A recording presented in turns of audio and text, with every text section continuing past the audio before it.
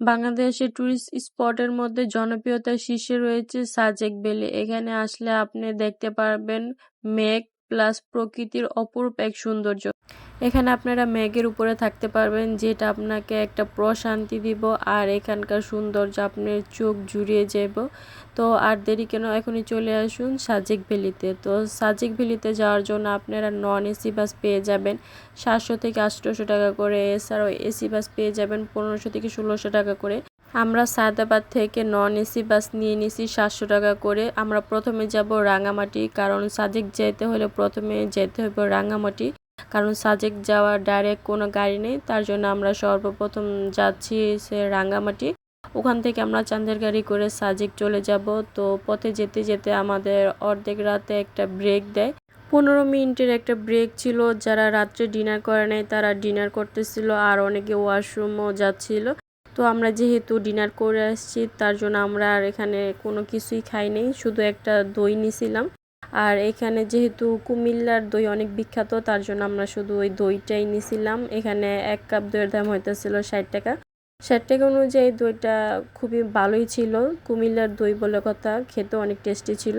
তারপর আমরা আবার চলে আসি গাড়িতে। এরপর আমরা দীর্ঘ 7 ঘন্টা জার্নি করে চলে আসি রাঙামাটি। রাঙামাটি এসে আমরা একটা চাঁদের গাড়ি ভাড়া করে নিই 11,000 টাকা করে, যেটার মধ্যে 12 থেকে 13 জন বসা যাব।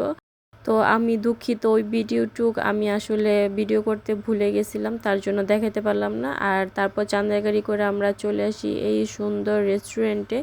এখানে আমরা হইতাছে সকালের ব্রেকফাস্টটা করব। আর ব্রেকফাস্টে আমরা নিয়েছিলাম ডিম খিচুড়ি। এখানকার ডিম খিচুড়িটা খেতে অনেক মজা লাগছে। তো আপনারা চাইলে ডিম খিচুড়িটা ট্রাই করতে পারেন। এছাড়াও কিন্তু এখানে আপনারা পরোটা ভাজিও পেয়ে যাবেন সকালের ব্রেকফাস্ট করার জন্য। তারপর ব্রেকফাস্ট শেষে আমরা চলে আসি দিঘিনালা আর্মি ক্যাম্পের সামনে। এখানে আমাদের চাঁদের গাড়িগুলো সব এক জায়গায় আসতেছে। তারপর এখানে 10টার দিকে হইতেছে সব গাড়িগুলো একসাথে ছাড়া হইব, আর হইতেছে কাউন্টও করা হইব কতগুলা গাড়ি যাচ্ছে। এখানের নিয়ম নাকি এটাই, সব গাড়ি হইতেছে ওনারা একসাথে ছাড়ে 10টা বাজে, তার জন্য সব গাড়িগুলো এসে এখানে অপেক্ষা করতেছে। তো আমাদের গাড়িটাও এখানে এসে হইতেছে লাইনের মধ্যে দাঁড়ায় আছে। আর এখানে দেখলাম অনেকগুলা ফলের দোকান ছিল, সবাই হইতেছে গাড়ি থেকে নেমে এখানে ফল খাইতেছে, যেহেতু পাহাড়ি ফল। সবাই বলতেছিল পাহাড়ি ফল নাকি অনেক মজা হইব, তার জন্য আমরাও চলে আসলাম দেখতে কিরকম খেতে। আমরা এখান থেকে বেশ কিছু ফল খাই, যেরকম কলা, পেঁপে, ডাব, তারপর হইতেছে জাম্বুরা, এরকম আরও কিছু ফল খাই। সবগুলা ফলে অনেক মজা ছিল, কলাগুলো অনেক মিষ্টি ছিল। তারপর হইতেছে আমরা সবাই গাড়িতে উঠে পড়ি, আর আমাদের গাড়িটা হইতেছে 10টা 40-এ ছাড়া হয়। এই যে দেখতে পারতেছেন সব গাড়িগুলো একটা একটা করে চেকিং করে ছাড়া হইতেছিল। আমাদের গাড়িটাও ছেড়ে দেওয়া হয়। তারপর সাজেকের আঁকাবাঁকা রাস্তায় আমরা চলে আসি সাজেক ভ্যালি। এটা হচ্ছে আমাদের রিসোর্ট, এটা হইতেছে মেঘালয় রিসোর্ট। এখানে নাম্বার দেওয়া আছে, আপনারা যদি বুকিং করতে চান তাহলে অনলাইনেও বুকিং করতে পারেন। আর এই রুমটার প্রাইস হইতেছে 2500 টাকা করে। আপনারা চাইলে কম বেশি করেও নিতে পারেন ওনাদের সাথে কথা বলে, যেহেতু আমরা সিজন টাইমে গেছি তার জন্য একটু বেশি রাখছে। আর এটা হইতেছে রুমটা, রুমের সাথে হইতেছে অ্যাটাচ টয়লেট ছিল, বেড ছিল, মিরর ছিল, সব কিছুই ছিল। আর ওয়াশরুমটা কিন্তু বেশ পরিষ্কার ছিল। তারপর এখানে একটা মিরর ছিল যেটাতে আপনারা রেডি হতে পারবেন। এই রুমটা আমার খুবই ভালো লাগছে, তার জন্য হইতেছে এই রুমটা আমি বুকিং করছিলাম, আপনারা চাইলে বুকিং করতে পারেন। আর এই রুমের সবচেয়ে থেকে সুন্দর পয়েন্ট হইতেছে এই ব্যালকনিটা। এই ব্যালকনিটা এত সুন্দর, এখানে বসে আপনি দোলও খেতে পারবেন, সাথে প্রকৃতির অপরূপ সৌন্দর্য এনজয় করতে পারেন, যেটা বেস্ট। এতক্ষণ জার্নি করে আসার পরও একটু ক্লান্ত লাগতেছিল না, এটা দেখার পর অনেক ভালো লাগতেছিল। তারপর আমরা একটু ফ্রেশ হয়ে চলে আসি দুপুরে লাঞ্চ করতে। আমরা চলে আসি সে জম্বি রেস্টুরেন্টে। এখন যেহেতু লাঞ্চ টাইম ছিল তার জন্য সবাই আসছিল লাঞ্চ করতে, তো আমরাও বসে পড়লাম লাঞ্চ করার জন্য। তো আমি প্রথমেই নিয়ে নিচ্ছি আলু ভর্তা। আলু ভর্তাটা আমার কাছে অ্যাভারেজ লাগছে, এরকম একটা ভালো লাগে নাই। তারপর আমি একটা সবজি নিয়ে নিই, এটা নাকি হইতেছে ওনাদের এখানে বাঁশ দিয়ে সবজিটা করা, মানে পাহাড়ি বাঁশ দিয়ে, সাথে আরও অনেক রকম হইতেছে সবজি দিয়ে। আর এটা একদম বেস্ট ছিল সবজিটা। তারপর আমরা হইতাছে পাহাড়ি মুরগির তরকারি নিয়ে নেই, এটা নাকি পাহাড়ি মুরগি, কিন্তু আমার কাছে খেতে একদম ফার্মের মুরগির মতো মনে হইতাছিল।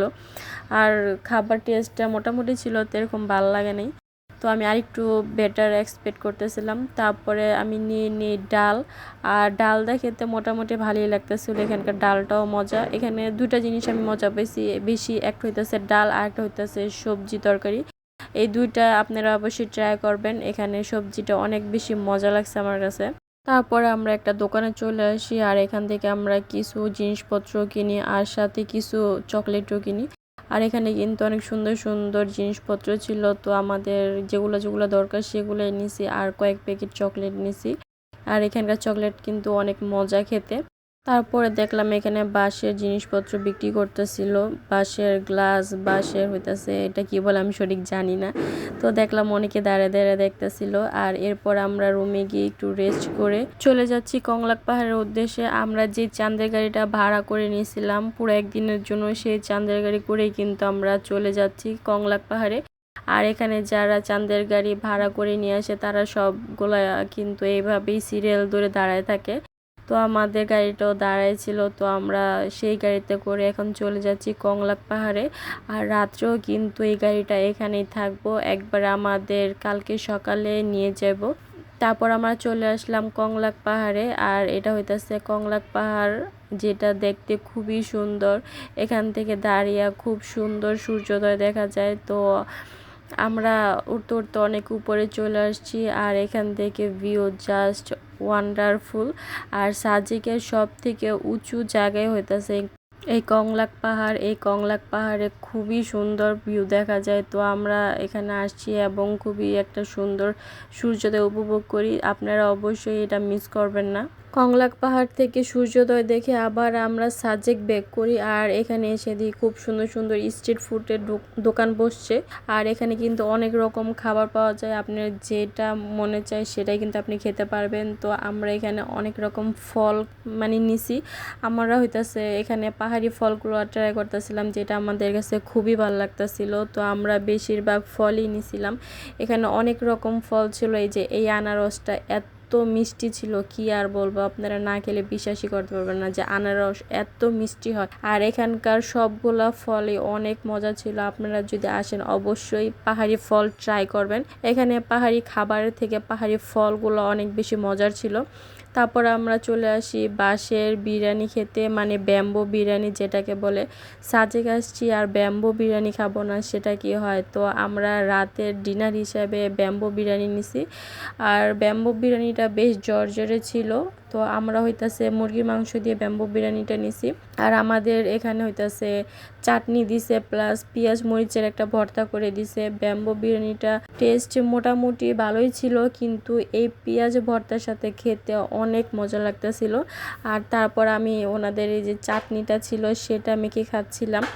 আর চাটনি দিয়ে খেতে এত মজা লাগতেছিল, কি আর বলবো, বেস্ট লাগতেছিল চাটনি দিয়ে। আমি বলবো মাংসর থেকে চাটনি আর মরিচ পেঁয়াজের এই ভর্তাটা দিয়ে খেতে বেশি ভালো লাগতেছিল। তো আপনারা যদি যান তাহলে অবশ্যই চাটনি দিয়ে এই বিরিয়ানিটা অবশ্যই ট্রাই করবেন, এটা খেতে অনেক মজা লাগে। আপনারা যদি ঘাতক হয়ে থাকেন তাহলে একটা ব্যাম্বু বিরিয়ানি নিয়ে 2 জন খেতে পারবেন, আর যদি আমার মতো অল্প খেতে পারেন তাহলে 3 জন অনায়াসে খেতে পারবেন। তারপর আমরা আবারও চলে আসলাম রুমে, আর রাত্রে খুব সুন্দর একটা ঘুম হয়েছে। আর সকালে উঠে দেখি খুব সুন্দর মেঘ হইতেছে, আমাদের রিসোর্টের সামনে চলে আসতেছিল। আমাদের রিসোর্ট থেকে মেঘের ভিউটা জাস্ট অসাম লাগতেছিল, অসাম। আমরা হইতাছে একটু উঠতে লেট করে ফেলছিলাম, তার জন্য মেঘগুলো একটু কমে গেছিল, কিন্তু তারপরও অনেক মেঘ ছিল, প্রায় 7টার দিকে এরকম মেঘ ছিল। তারপর আমরা রেডি হয়ে চলে আসি হেলিপ্যাডের মধ্যে। এখান থেকেও খুব সুন্দর মেঘের ভিউ পাওয়া যায়। তো আমরা এসে দেখি এখানে আরো অনেকে চলে আসছে হেলিপ্যাডের মধ্যে, আর এখানে এসে খুব সুন্দর সুন্দর ছবি উঠাইতেছে। আমরাও কিছু পিক তুলে নিই, আর তারপর আমরা ঘুরে ঘুরে দেখতেছিলাম জায়গাটা আসলে এমন। আপনারা যারা পাহাড় ভালোবাসেন তারা অবশ্যই সাজেক আসবেন। সাজেকের সৌন্দর্য মুখে ভাষায় প্রকাশ করে বোঝানোর মতো না। আপনারা যদি আসেন তাহলে জাস্ট তাকায় থাকবেন, এটা সৌন্দর্য এত বেশি সুন্দর, আপনি শুধু তাকায় থাকবেন তারপর আপনার দেখা শেষ হইব না, এত বেশি সুন্দর। তারপর আমরা হেলিপ্যাড থেকে ঘুরতে ঘুরতে চলে আসি হইতাছে সাজেকে মসজিদের সামনে।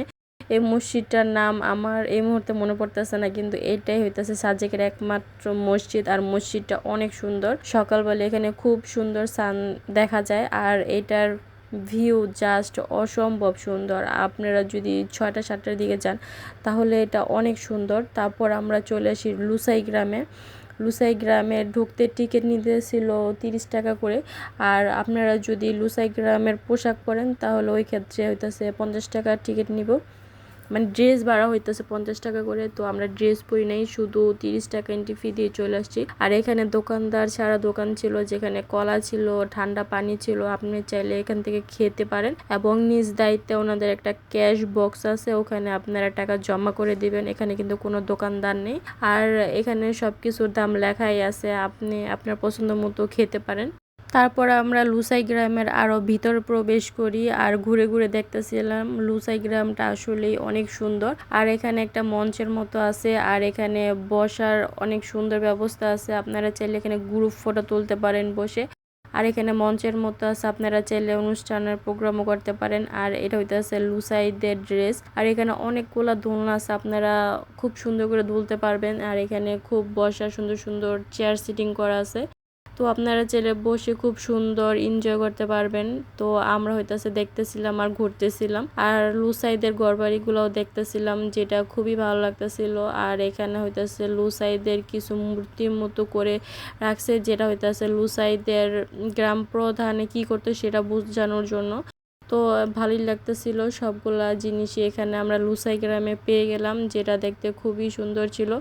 আর লুসাইদের ড্রেস পরে অনেকেই ছবি করতেছিল, ভিডিও করতেছিল, যেটা দেখতে কিন্তু খুবই সুন্দর লাগতেছিল। তো আমরা কিছুক্ষণ ঘোরাঘুরি করার পরে আমরা এখন লুসাই গ্রাম থেকে বেরিয়ে যাচ্ছি। তারপর আমরা সাজেকের আরও কিছু স্পট ঘুরে দেখব। তো এটা ছিল সাজেকের আরেকটা স্পট, যেখানে আপনি খুব সুন্দর ছবি তুলতে পারবেন। তারপর আমরা কিছুক্ষণের জন্য চলে আসি আমাদের রুমে। আর এই ব্যালকনিটার থেকে খুবই সুন্দর ভিউ দেখা যাইতেছিল। আর এখানে দোল খেতে খেতে ভিউ দেখাটা জাস্ট অসম্ভব সুন্দর ছিল। আমি তো পুরো একটা দিন এখানে বসে বসে কাটাই দিতে পারবো, যেটা খুবই ভালো লাগছে আমার কাছে। তারপর আমরা 11টা বাজে রুম থেকে চেক আউট করে বেরিয়ে পড়ি আলুটিলা গুহার উদ্দেশ্যে। এখানে 20 টাকা টিকিট কেটে আমরা চলে আসি আলুটিলা গুহার ভিতরে। আর পথে আমরা হইতেছে দুপুরে লাঞ্চটা করে ফেলি, যেটা আমি ভিডিওতে দেখাইনি, কারণ ওটা দেখাতে গেলে ভিডিওটা আর অনেক বড় হয়ে যাইতো, তার জন্য আমি আর ওটা দেখাইনি। তো আমরা চলে আসছি আলুটিলা গুহার ভিতরে। আর আলুটিলা গুহাটা এত বেশি নিচে, মনে হইতেছিল 10-15 তলা বিল্ডিংয়ের নিচে গুহাটা। সিঁড়িটা নামতে নামতে অবস্থা খারাপ হয়ে গেছে। আর এটা হইতেছে গুহার ভিতরে, এখান দিয়ে ঝর্ণার পানি যাচ্ছিল, এত বরফের মতো ঠান্ডা পানিগুলা, কি আর বলবো, এত ভালো লাগতেছিল পানিগুলা, অনেক ঠান্ডা ছিল। আর তারপর আমরা আলুটিলা গুহা দেখার পর এখন চলে আসি আলুটিলা পার্কের মধ্যে ঘুরতে। এখানে সবাই খুব সুন্দর সুন্দর ছবি উঠাইতেছিল। আর এখানে একটা ব্রিজ ছিল, ঝুলন্ত ব্রিজ। তো ব্রিজে ওঠার জন্য ওনারা কিছু নির্দেশনা দিয়ে দিছে, কিন্তু কেউ মানতেছে না নির্দেশনা। সবাই যে যার মতো করে এখান দিয়ে আসতেছে যাইতেছে, ছবি উঠাইতেছে। তো আমরাও আস্তে আস্তে চলে আসলাম। তো ব্রিজটা কিন্তু আসলে অনেক সুন্দর। তারপর আমরা এখানে বসে কিছুক্ষণ রেস্ট করি। আর এখানে অনেক সুন্দর সুন্দর ছবি উঠানো যায়, তো আমরা কিছু ছবিও উঠাইনি। তারপর আমরা বাসার উদ্দেশ্যে আবার রওনা দিই। এখন আমরা চলে আসছি কুমিল্লাতে। আর কুমিল্লাতে আসার পর আমাদের একটা ব্রেক দেওয়া হয় 10 মিনিটের জন্য। তো এখানে হইতাছে আপনি ফ্রেশ হইতে পারবেন, খাওয়া দাওয়া করতে পারবেন। তো আমরা হালকা পাতলা কিছু খেয়ে নিই। আর এখানে কিন্তু অনেক বড় একটা রেস্টুরেন্ট, তো এখানে অনেক অনেক খাবার ছিল। তো আমরা কিছু হালকা পাতলা খাওয়ার পরে আবার চলে আসি গাড়িতে। তো আজকের ভিডিওটা এই পর্যন্ত। এই ভিডিওটা ভালো লাগলে অবশ্যই একটা লাইক দিবেন আর কমেন্ট করবেন। আর আপনারা আমার ভিডিওগুলো কিরকম লাগে সেটাও জানাবেন। তো আজকের মতো এই পর্যন্ত, আল্লাহ হাফেজ।